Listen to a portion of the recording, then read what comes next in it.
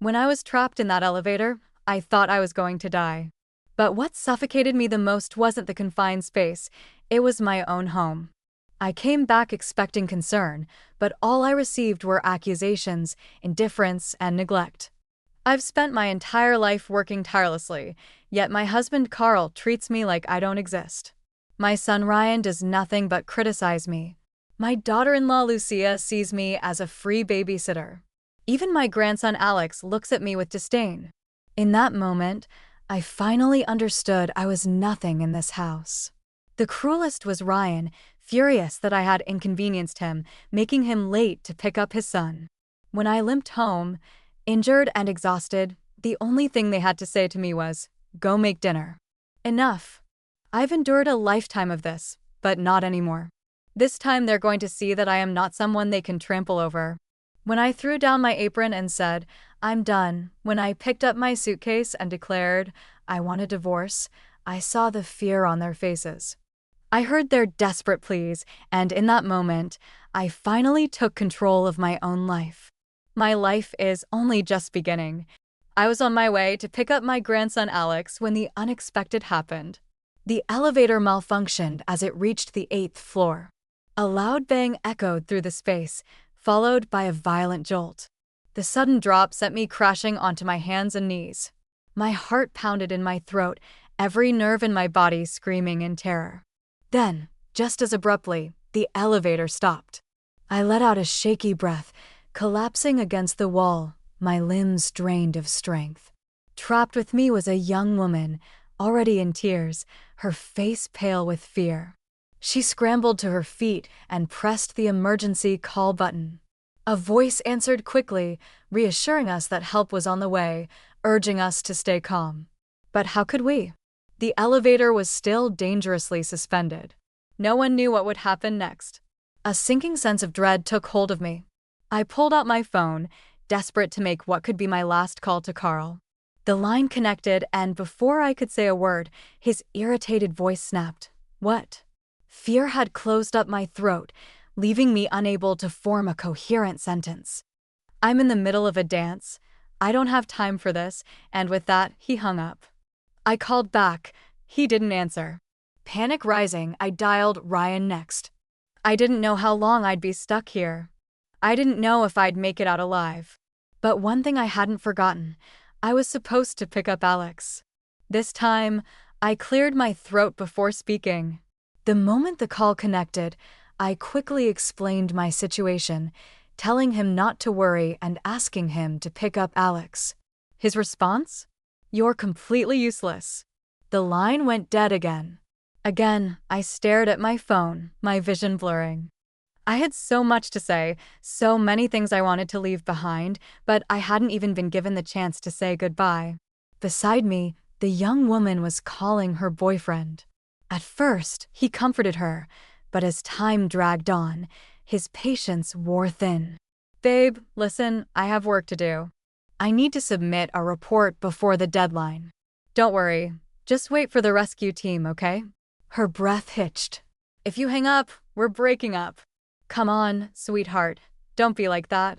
You have to understand I have responsibilities too. You'll be fine. Call me when you're out, okay? I'll come pick you up." "Don't you dare." The call ended. She clenched her jaw, wiped her tears, and without hesitation, blocked his number. The elevator fell silent. I had heard every word.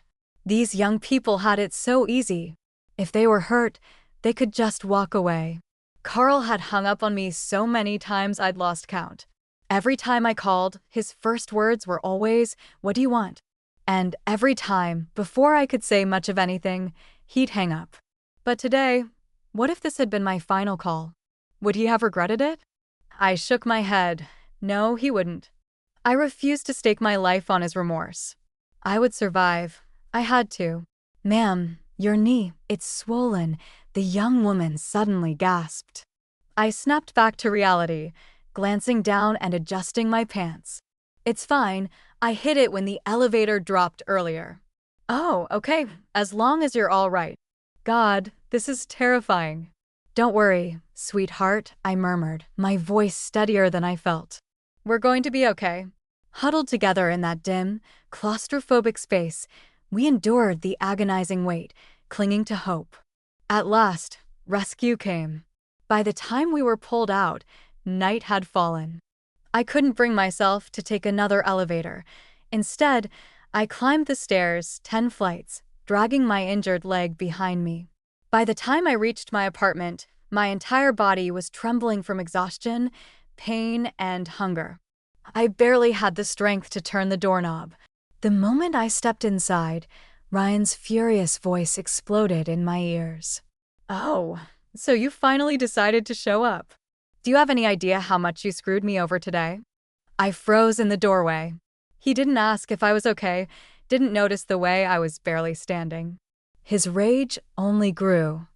"I had to take time off work to pick up Alex. Do you know what that cost me? A huge deal gone, stolen at the last minute. Do you have any idea how hard I work?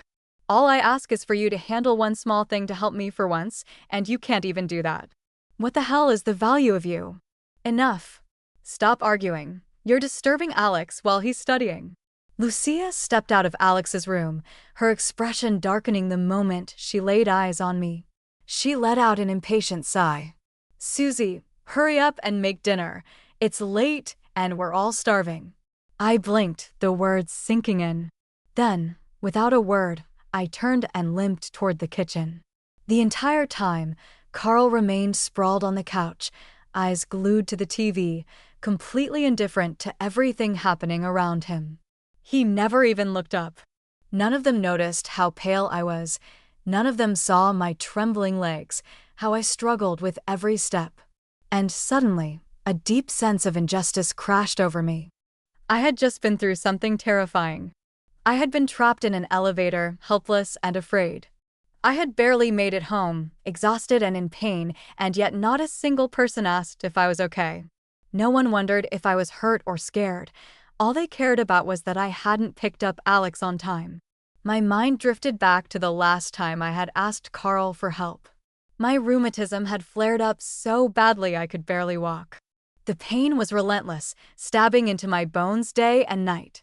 I had begged Carl to pick up Alex just for a few days, just until I could move without agony, but he refused.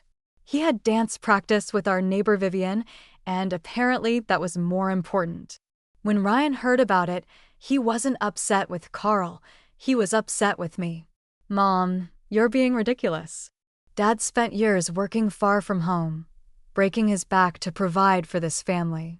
He suffered for over a decade. Now that he's older, he deserves to rest. But you've never had a job.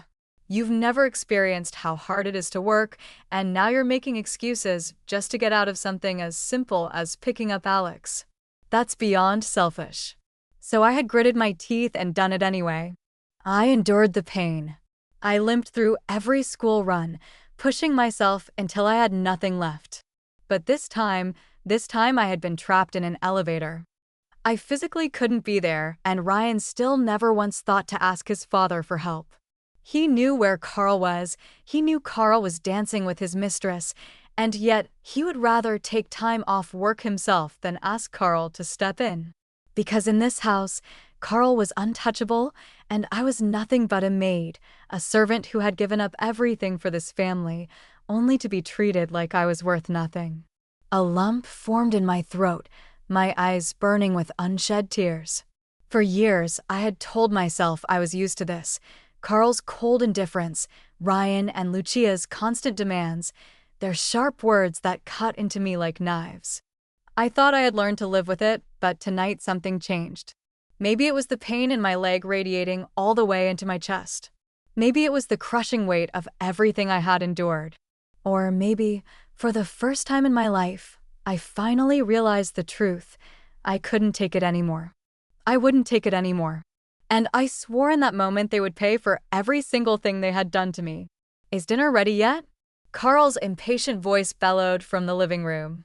I snapped back to reality, inhaled deeply, and then without hesitation threw the dishcloth aside and walked out. I didn't cook dinner. Carl frowned, clearly displeased. "You're so slow. Vivian's already been texting me to come dance." "Forget it. I'll just skip dinner." With that, he got up, straightened his barely rumpled clothes, and pulled out his phone as he strode toward the door. I'm coming. I'm coming. I'll be down in a second. His tone was light, almost eager. That was when Ryan stepped out of his room, his face darkening. Mom, what the hell are you doing? I had had enough. Whoever wants to eat can cook. I'm done. Lucia, who had been lounging on the couch watching TV, jerked her head up, her voice turning sharp.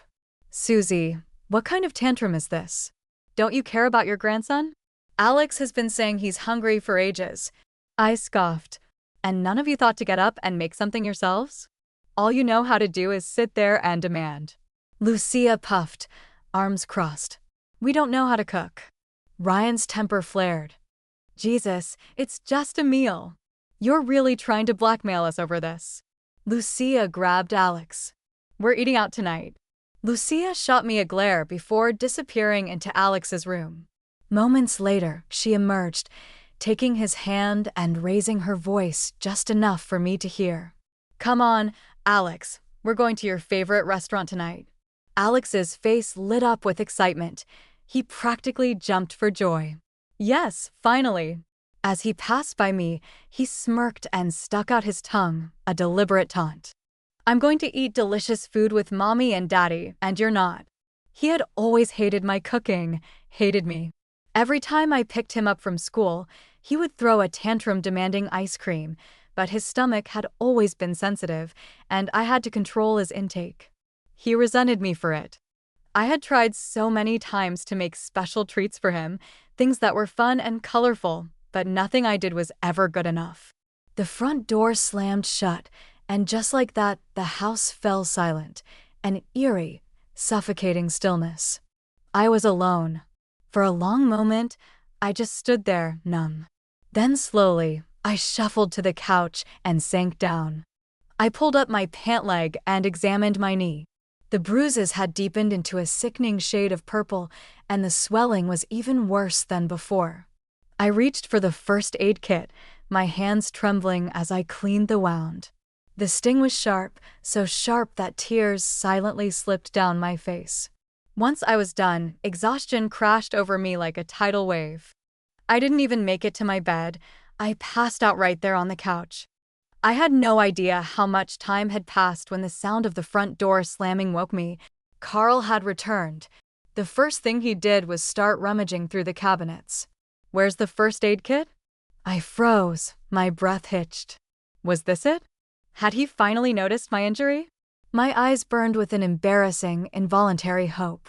Maybe, just maybe, he had seen my swollen knee. Maybe he cared. Lucia hesitated before answering. I think it's under the TV stand. Ryan frowned, stepping closer. Dad, what happened? Did you get hurt? Why do you need the first aid kit? Carl's reply was casual, almost dismissive. Oh, it's not for me. Vivian twisted her ankle while we were dancing. It's all swollen, looked pretty painful. In that instant, it was like a bucket of ice-cold water had been dumped over my head. All that foolish hope was gone. I should have known better. That fleeting warmth I had felt shattered like fragile glass, slipping from my grasp and smashing into pieces on the floor. A cold numbness spread through me, seeping into my bones. It felt like I had fallen into ice. Cold abyss. Carl grabbed the first aid kit and bolted for the door as if every second Vivian waited was sheer agony for him. Then, just as he reached the exit, he paused, turned back, and without the slightest hesitation gave me an order. Make some chicken soup tomorrow, a big batch. I'm bringing it over to her. She lives alone, and now that her foot is injured, she won't be able to cook for herself. And with that, he walked out without so much as a backward glance. Ryan barely reacted, just pulled out his wallet and carelessly tossed a few bills onto the table. Mom, go to the market early tomorrow and buy the freshest chicken and vegetables. After you drop Alex off at school, start simmering the soup. Let it cook longer. It'll taste better that way. I stared at them, my mind blank. It wasn't that they didn't know how to care for someone. They just never thought to care for me. The image of the young woman from the elevator flashed in my mind. She had been ignored once by her boyfriend, and she had immediately chosen to walk away. And yet, what about me? I had endured a lifetime of far worse neglect, far deeper wounds, and I had never once considered letting go. Because from the moment I was born, I was taught to endure, to obey, to sacrifice. I was once young, naive, foolishly believing that marriage would be my refuge. But after marrying Carl, I realized I had merely stepped into another prison. He was quick-tempered, cruel, and impatient. The slightest inconvenience would send him into a rage. Sometimes his anger was just words, other times it was worse. But I never left because I had nowhere to go. I had been raised in a strict conservative family, forced to drop out of school at a young age. I had no education, no job, no skills except for housework. So I stayed. If dinner wasn't to his liking, I got yelled at. If the house wasn't spotless, I got yelled at. If the baby cried too much, I got yelled at. Once, when I couldn't take it anymore, I ran home to my mother, sobbing. But before the day was even over, my family sent me right back. A married daughter doesn't return home, no matter how wrong you feel. You swallow it. So I swallowed it. I learned how to cook. I learned how to clean. I learned how to endure. I learned how to become invisible. Then Carl left to chase business deals in another city. He was gone for over a decade, and I stayed behind, raising Ryan alone, taking care of his aging mother, holding the household together day after day, year after year. Then, when Ryan got married and had his own family, he generously moved Carl and me into the city. He called it letting us enjoy life. The old neighbors back home envied me. Your son is so successful. Carl must have mellowed out now that he's older. He doesn't hit you anymore, does he? You finally have your good days ahead. Good days? Carl ignored me. Ryan ordered me around. Lucia treated me like free labor, and Alex, my own grandson, hated me. I had given everything to this family, and in return, I was nothing more than a servant. I was done. I had sacrificed enough.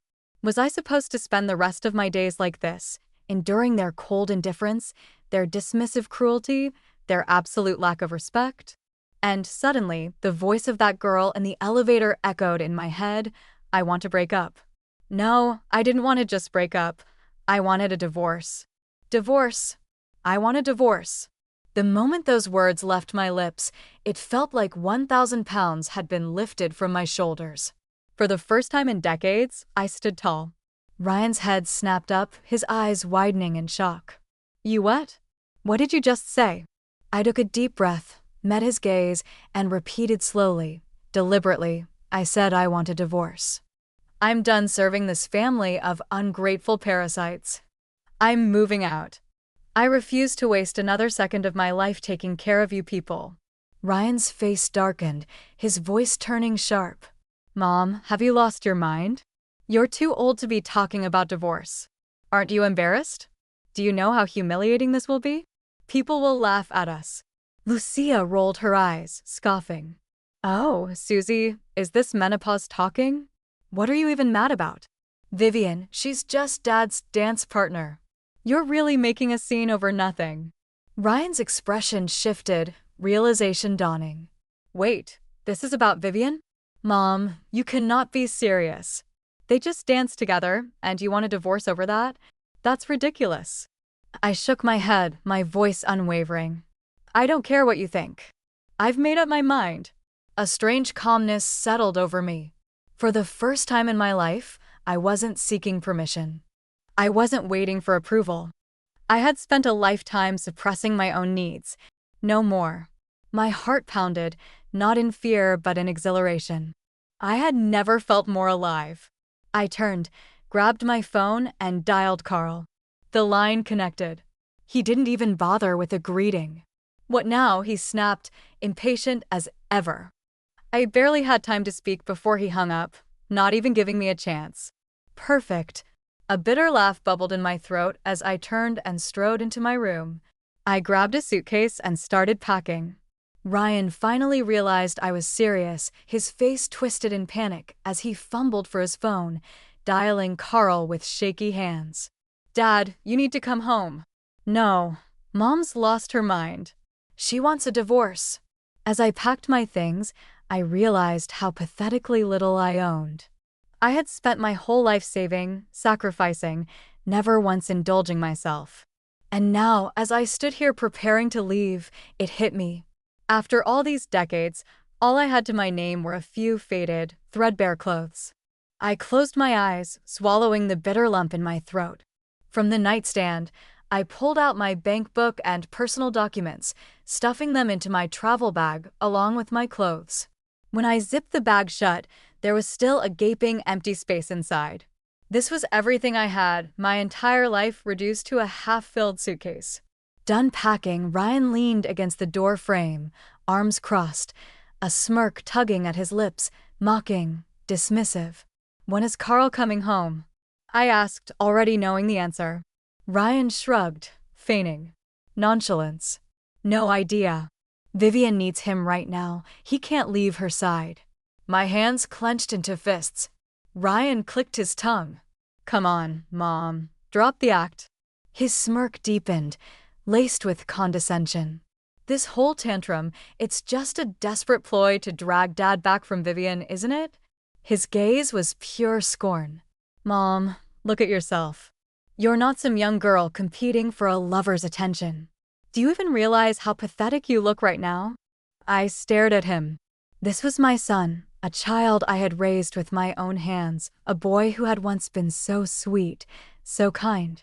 No, I didn't recognize him at all. But Ryan wasn't finished. His words grew sharper, each one a dagger.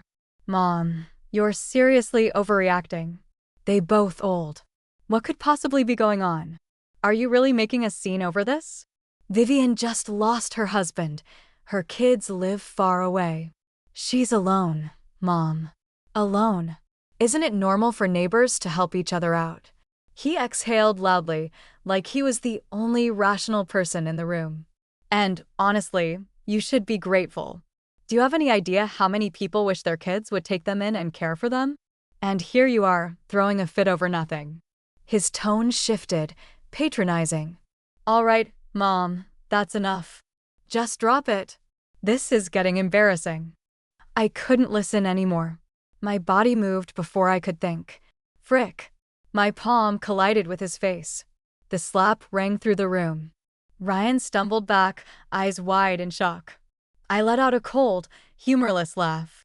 "Grateful?" I took a step forward, locking eyes with him.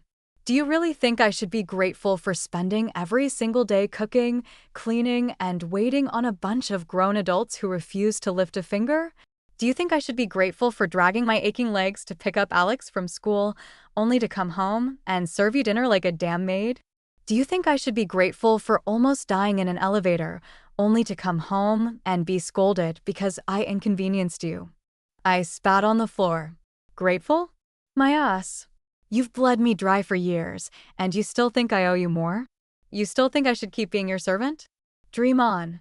Ryan touched his stinging cheek, his expression twisting into something dark. For the first time in my life, I saw it, hatred. He hated me. This was the first time I had ever laid a hand on him, and yet after everything I had done for him, everything I had given up for him, this was what it took to finally get a reaction.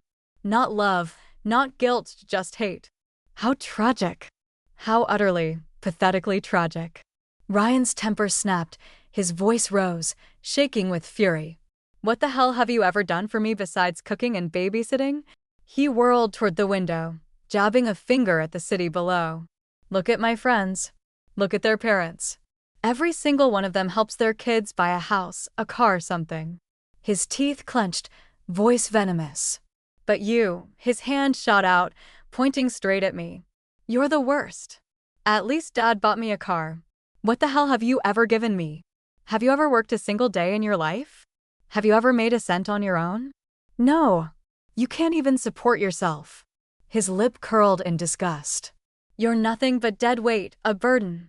His voice dropped, dripping with pure contempt.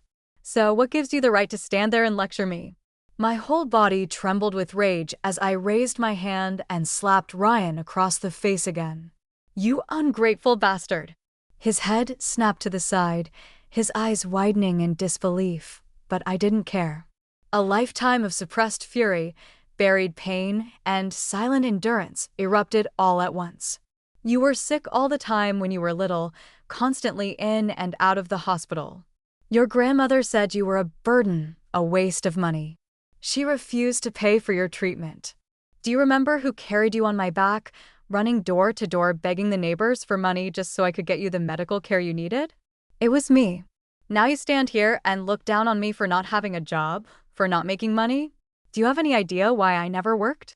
When you were 3 years old, Carl's sister told me to send you away to let you live with your grandmother so she could take me to the city to earn a living. But how could I? Your grandmother treated you like a nuisance. She barely gave you enough to eat. If I had left you with her, you wouldn't have survived. And now you dare to call me a burden. I let out a bitter, hollow laugh. When you were little, you were the burden I had to carry every single day. But did I ever resent you? Did I ever blame you? No. I loved you. You were my whole world. Ryan's face drained of color, his lips parted, trembling like he wanted to say something, but no words came out because he didn't remember. He had spent so many years blaming me, looking down on me, treating me like the family's unpaid maid. Never once did he stop to think about everything I had done for him. I took a shaky breath, wiped my face, and forced my voice to stay calm. Yes, your father worked away from home for over a decade, and you think he had it hard. But do you know that for the first 10 years, he never sent home a single penny? Do you know that it was me who kept this family afloat? Do you know that every single meal you ate, every piece of clothing you wore, every time you got sick, it was all on me? You think he suffered. I let out a short, bitter laugh. Did you ever stop to wonder what about me? And finally, the tears came. I had held them back for so long, but they poured down now, carrying decades of exhaustion, heartbreak, and pain. Ryan's mouth opened and closed. He was choking on his own words, struggling to speak. Mom. He reached for me, but I stepped back. His hand hovered in the air, stunned. For the first time, real panic flickered in his eyes. But this time, I wasn't going to soften. I wiped my tears, steadied my breathing, and spoke in a voice so calm it almost sounded cold. Ryan, I owe you nothing. I have given you everything I had, so you have no right to judge me, no right to blame me. Ryan's entire body trembled, his face twisted in pain. Something almost like regret. After a long silence, he finally spoke, his voice low and hoarse. Mom, I was wrong. I was selfish. I shouldn't have treated you like that. I'm sorry. I paused, Ryan apologizing, but strangely I felt nothing. I had been disappointed too many times, and sure enough, the very next moment he grabbed my hand, his voice suddenly gentle, coaxing. Mom, let's just take a step back, okay? Let's forget about tonight. We can go back to how things were and we'll live happily as a family again.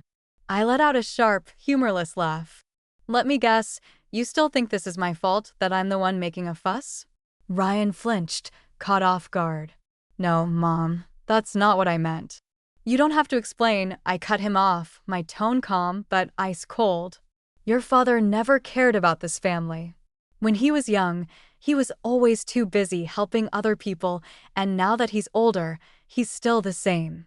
He barely speaks to me, but he's running around playing caretaker for another woman. Ryan, I'm exhausted. Ryan immediately shook his head, rushing to defend Carl. Mom, you're overthinking things. It's just medicine. It's just being neighborly. It's not a big deal. I stared at him for a long moment, then let out a soft, cold chuckle. Is that so? Then let's go see for ourselves. Carl and Vivian were never just dance partners. I had noticed months ago the stolen glances, the lingering touches, and now that Vivian's husband was gone, they weren't even trying to hide it. Divorce, of course, I was getting a divorce, but I wasn't leaving quietly. Vivian lived on the first floor. As I peered through her floor-to-ceiling window, I was met with a scene so disgustingly intimate that I almost laughed. Under the dim golden light, Vivian sat on the couch with her leg draped over Carl's lap, playing the role of a helpless, fragile damsel. Carl knelt before her, carefully applying medicine to her ankle like he was handling a priceless artifact. His face was so gentle, so focused, as if he weren't the same man who had ignored me for years. My eyes narrowed, lips curling into a cold sneer. So this was neighborly concern? Mom, you're overreacting. Ryan, standing beside me, waved a dismissive hand. His tone was lazy and indifferent. Look at him, his face is serious. There's nothing inappropriate going on. It's late. Was this little investigation really necessary? Shut up. Keep watching. My voice was ice. Carl finished applying the medicine. When Vivian winced in pain, he leaned down and blew gently on her ankle. Ryan let out an awkward chuckle, but his voice wavered. Well, blowing on a wound is pretty normal, right? He trailed off because the next second, Carl pulled Vivian into his arms and kissed her like a match striking drywood. The tension ignited instantly. Vivian made a half-hearted attempt to push him away, her voice as soft as a feather. Close the curtains. Carl hesitated, about to get up, and that's when he saw me. Our eyes met. The air froze. A blinding flash of light. My phone's flash was on. Oops, my bad. Left the flash on. A loud, familiar voice rang out behind me. Wait. That voice. I turned around and nearly burst out laughing. It wasn't just Tracy. She had brought the whole squad. I had only told her, but somehow an entire gang of old friends had tagged along. These were women who usually complained about bad knees and aching backs, yet the moment they smelled gossip, they had outrun a pack of greyhounds. 7 of them, standing in perfect formation, cameras ready. Inside, Vivian screamed and kicked Carl off of her with the exact same foot she claimed was too injured to walk. Perfect. Ryan panicked, his voice cracked as he turned to Tracy. Tracy, what are you doing here? What did you just record? Tracy smirked, planting her hands on her hips. What do you mean? We were just out for an evening stroll. That's normal, right? We didn't do anything. Ryan, now completely losing it, lunged toward her phone. Let me see that. You can't just record people. Tracy dodged effortlessly, clutching her phone like a prize. Hands off. My knees are bad. If you hurt me, I'll sue you for assault. One of the other women piped up. Don't worry, ladies. I already sent it to the group chat. Whoever has a phone, check for yourself. Ryan turned ghost white. Delete it. Delete it now, you crazy old bat. The old ladies burst into laughter. Too late. And just then, Carl stormed out, face thunderous. What the hell are you lunatics doing? Tracy cued her hands around her mouth and hollered, Everyone look. The cheating husband has arrived. Within seconds, windows up and down the block flew open. Dozens of nosy neighbors peeked out. Tracy pointed dramatically at Carl, her voice booming like a police siren. This is Carl and that's Vivian. Her husband hasn't even been dead a few months, and she's already tangled up with a married man. And guess what? We got it all on video. Anyone who wants to see, come take a look. Shut your mouth. You're talking nonsense. Carl roared, but Tracy wasn't backing down. Oh, I hit a nerve, huh? Why so defensive? We just caught you red-handed. What, we're not even allowed to talk about it now? Carl tried to step forward, but he never stood a chance. The 7 women closed in, surrounding him like a pack of wolves. One of them sneered, voice dripping with sarcasm. Ladies and gentlemen, this is Carl and his dear Vivian. They thought they could get away with their little romance, but forgot to shut the curtains. It's like they wanted an audience. Another one chimed in, eyes locked on Vivian. Vivian, your husband is barely cold in his grave, and you're already in another man's arms. That's some Olympic-level speed. If you love performing so much, why not do it out on the street? We'd be happy to applaud. Actually, ladies, I noticed them months ago. They've been sneaking around for a while. A collective gasp, and then, oh my God. Do you think Vivian's husband died from the shock of their affair? Jesus, they're worse than I thought. Carl's face was livid. Vivian, humiliated, looked ready to faint. Me? I just stood there, arms crossed, enjoying the show. The fiasco finally ended when the police arrived. Carl looked like a complete mess, his clothes torn, his hair missing a chunk, his entire body disheveled and humiliated. The whole neighborhood had witnessed the spectacle. By now, everyone in the community was talking about it. I stood at a distance, watching him stomp around in a blind fury, completely unhinged. For the first time in years, I felt satisfied, pure, unfiltered satisfaction. It was glorious. By the time I got home, it was past midnight. Carl sat in the living room, his face dark as an impending storm. The moment he saw me, his entire expression twisted with rage. "You crazy! Was this your doing?" I met his fury with a calm, cold smile. "Yes, it was me." "So what?" His entire body shook with anger. "You venomous woman." He slammed his fist onto the table, his roar filling the room. "I'm your husband, and you dare do this to me?" Ryan came in behind him, looking like he had completely lost his mind. He was breathing hard, his hands in his hair, eyes filled with pure frustration. "Mom, what the hell do you want?" His glare burned into me, full of disappointment and blame, as if he was the one being humiliated. "No matter what happens, you should have kept it private. You don't air dirty laundry in public. Do you have any idea what you've done? How am I supposed to face people now? Do I even have a shred of dignity left?" I didn't even look at him.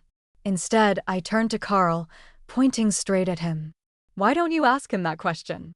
He's the one who climbed on top of Vivian in full view of everyone. He's the one who disgraced you." Ryan's face froze.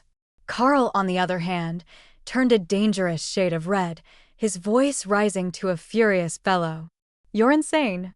A complete lunatic." He jabbed a finger toward the door, his voice trembling with rage. "Divorce. I want a divorce right now. Get out of my house. Take your things and leave right now." For the first time that night, I felt a wave of relief. Finally, I had been waiting for this moment. I had worried that Carl would drag this out, refusing to let me go, trapping me in this prison. But now he was throwing me out himself. Perfect. I didn't say another word. I simply turned, walked to my room, and grabbed my already packed bag. I had been ready to leave hours ago. I slung it over my shoulder, fully prepared to walk out of that house forever. But just as I reached the door, Carl blocked my way. "Stop right there." His narrowed eyes locked onto my bag, and something vicious flickered in them. "Put that down." His voice was sharp, dripping with malice. "You're not taking a damn thing. Everything in this house was bought with my money. You leave empty-handed."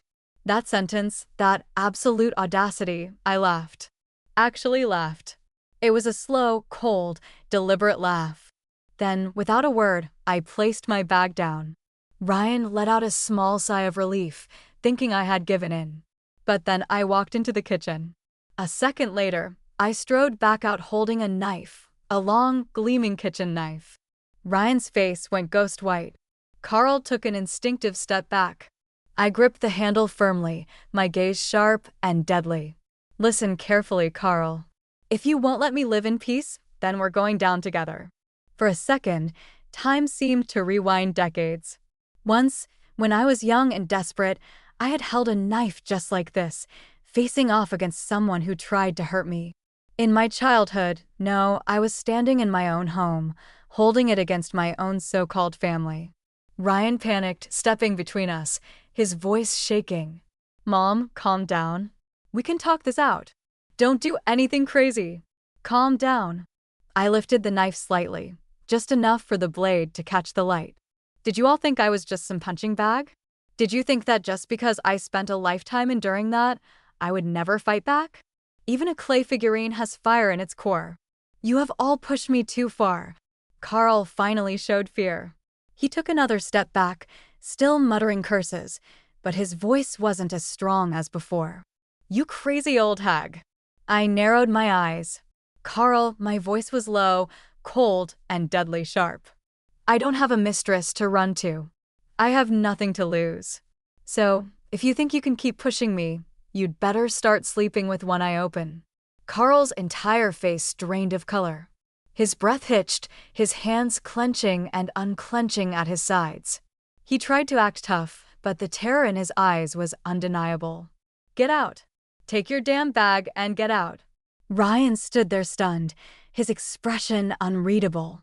He stomped his foot, his frustration boiling over. Mom, why did it have to come to this? Why did you push things this far? I turned, my voice calm and firm.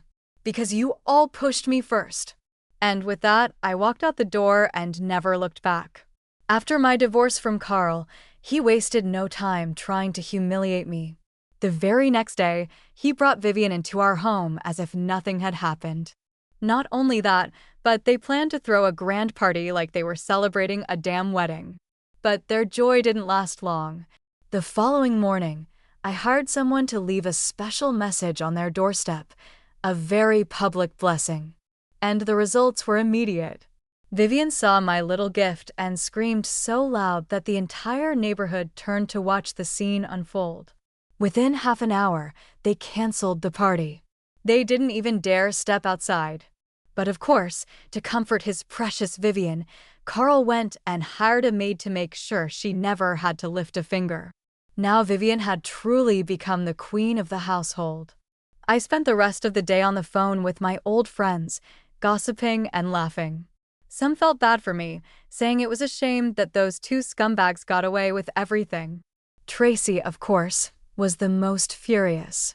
If I were you, I wouldn't have given up the house so easily.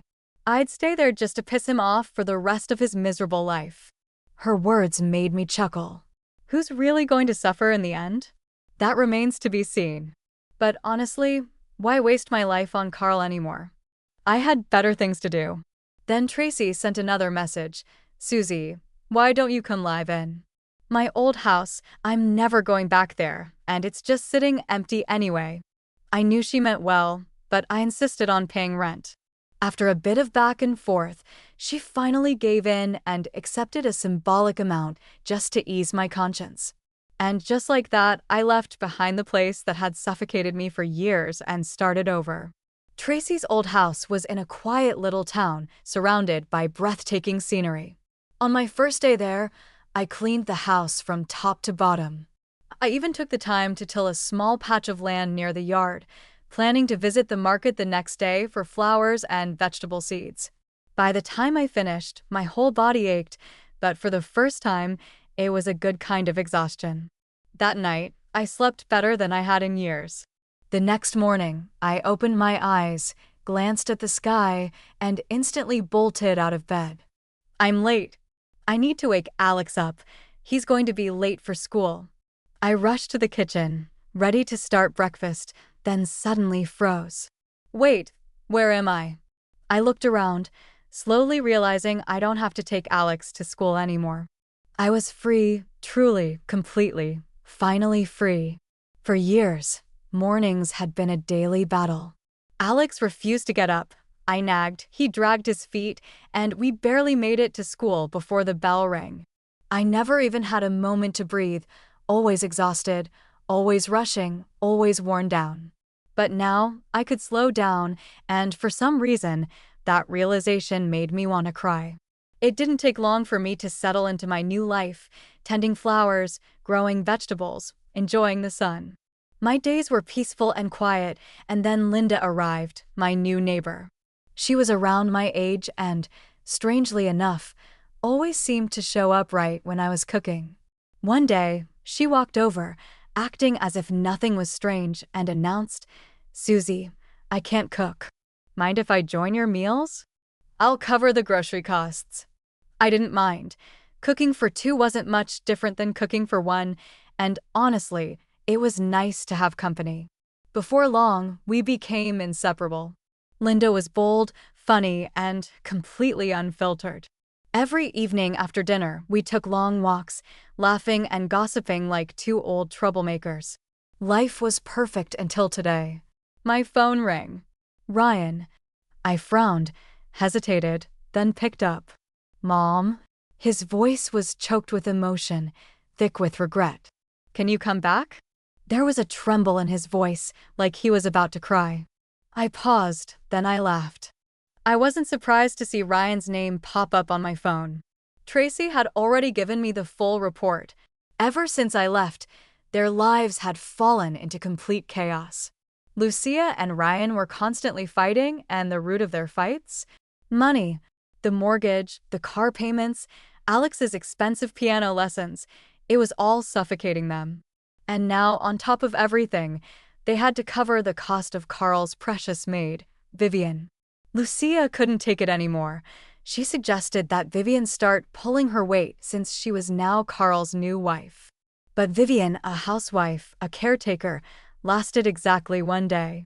While mopping the floor, she accidentally twisted her ankle and immediately took to bed rest for 5 whole days. Carl was devastated. He practically worshipped her bedside, waiting on her hand and foot. Lucia, on the verge of a breakdown, didn't dare lash out at Carl, so she took it out on the maid instead. The poor woman lasted a few days before she finally snapped, storming out of the house with her suitcase, cursing all the way down the street.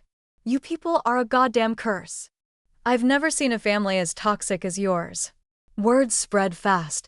Soon enough, the entire neighborhood started avoiding Carl's family like the plague. With no maid left, the responsibility of picking up Alex fell to Vivian. But did she actually care about him? Of course not. He wasn't her grandson. In fact, she still held a grudge against Lucia, so she did what any spiteful stepmother would do. She spoiled him rotten. One day, she encouraged him to eat 5 fried chicken legs and 3 ice creams in one sitting. That night, he ended up in the emergency room, curled up in pain, screaming on the hospital bed before being rushed into surgery. Lucia, finding out what had happened, completely lost it. She and Vivian got into a full-blown screaming match at the hospital. Neither one backed down, their shouting so loud that even the nurses were too scared to intervene. Carl, in a panic, tried to break them apart, and in the chaos, Vivian shoved him. He went flying down the stairs and broke his stupid leg. That night, their happy family shattered completely. Carl, now stuck in a wheelchair, sat there seething with hatred, glaring daggers at Vivian. When Tracy told me this last night, I laughed so hard I nearly choked on my dessert. Karma is a beautiful thing. But Ryan had no idea I already knew, so when I picked up his call, he immediately launched into a dramatic sob story. Mom, Alex is in the hospital. He was rushed there last night. He just got out of surgery. Poor Alex, he's just a little kid. How could he go through something like this? I stayed silent, listening. Ryan paused, realizing I wasn't reacting. He quickly switched tactics. Mom, can you come back, please? Just for Alex?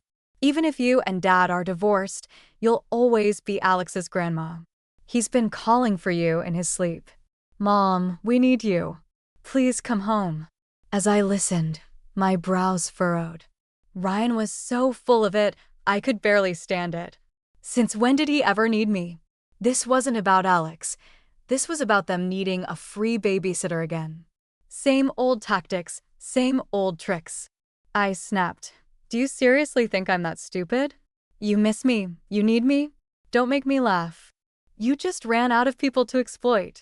You're the ones who invited Vivian into your home. Now you're paying the price. Didn't expect it to go this way, did you? Well, too bad. This is your mess. You clean it up. And Carl? He's only in a wheelchair? Damn shame. He should have broken his neck instead.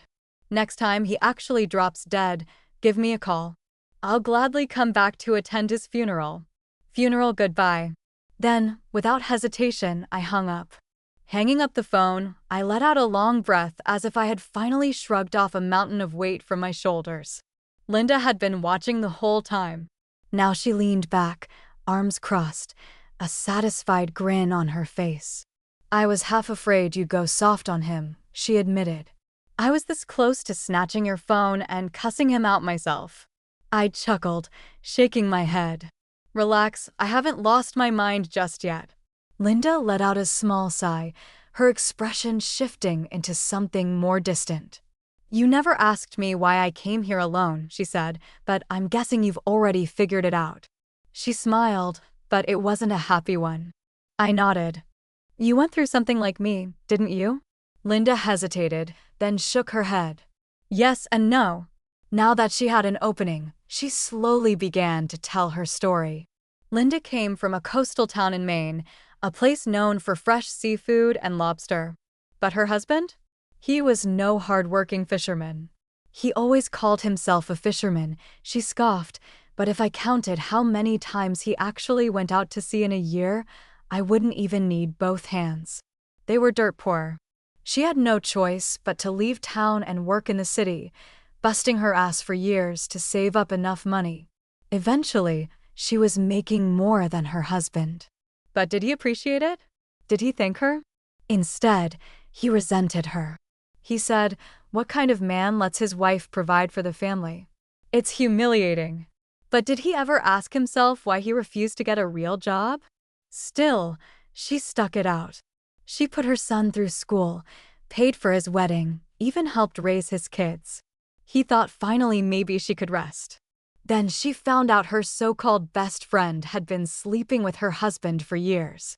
And the worst part? Her whole family knew, even her son. When the truth came out, she thought at the very least her son would stand by her. He was wrong. Just like Ryan had sided with Carl, her son took his father's side. You were always working, he told her. You were never around. Becca was the one who actually took care of us. Linda had collapsed from the shock and heartbreak. So sick, she was hospitalized for 2 months. When she finally recovered, she didn't hesitate. She took her share of the money and left. And that's how I ended up here, she finished with a humorless chuckle. Then she looked at me, something bitter but determined in her eyes. You know what, Susie, she said, voice quieter now. I worked my whole damn life to provide for them, and in the end, what did I get? I bought my son a house, I paid for his kids, and yet he still blamed me for not being there enough. She laughed coldly. When I worked, I was neglectful. When I didn't work, I was useless. She exhaled, shaking her head. Sometimes I think no matter what we do, we're always in the wrong. I reached over and squeezed her shoulder gently. No, the problem isn't us, it's them. If the family is broken, then we build a new one. I smiled at her, my voice warm. Look at us, we're living together, taking care of each other, and we're happier than ever. Isn't this what real family should feel like? Linda blinked, stunned for a moment. Then her expression brightened.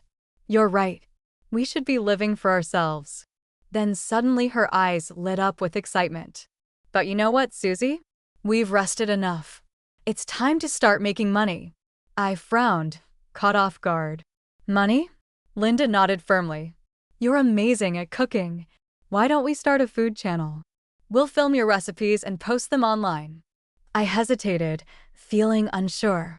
People pay for that? Of course they do. Don't worry, I've already looked into it.